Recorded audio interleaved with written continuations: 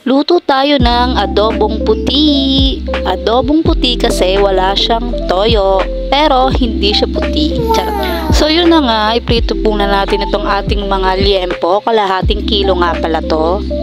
Bali hindi ko nga pala yan nilagyan ng mantika kasi magmamantika pa yan. Pero dapat talaga ipiprito yan.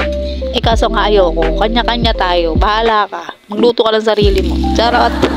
So ayan nga mga mima, kapag nakuha ko na yung gusto kong texture, yung medyo ano na lang siya, medyo brown na, magisa na tayo ng bawang. Napakadali lang nito be.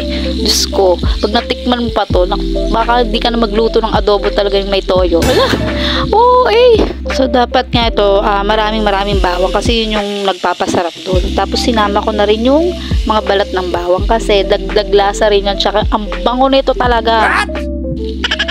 So pag nalagay na nga natin yung ating mga bawang, maglagay na tayo ng paminta, tsaka ng asin, suka, tubig, tapos pakuluan na natin siya hanggang sa lumambot siya. Naku, kung di ka pa nakaka-try nito, sign na to, itry mo na kasi napakadali lang niya. Kahit nakapikit ka, maluluto mo to eh. Uy!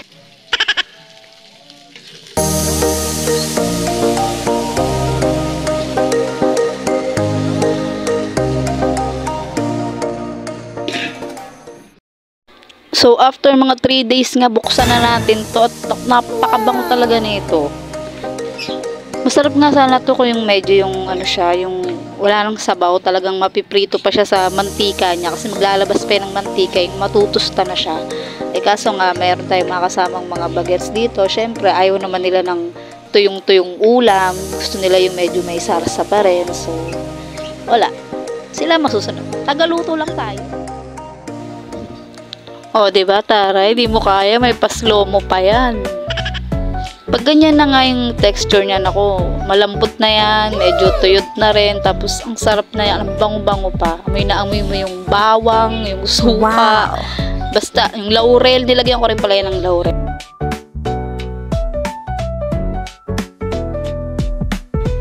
At dito na nga nagtatapos ang ating mini tutorial. So, kung di pa natatry ito, try mo na. Madali lang to. Pwede rin to sa chicken.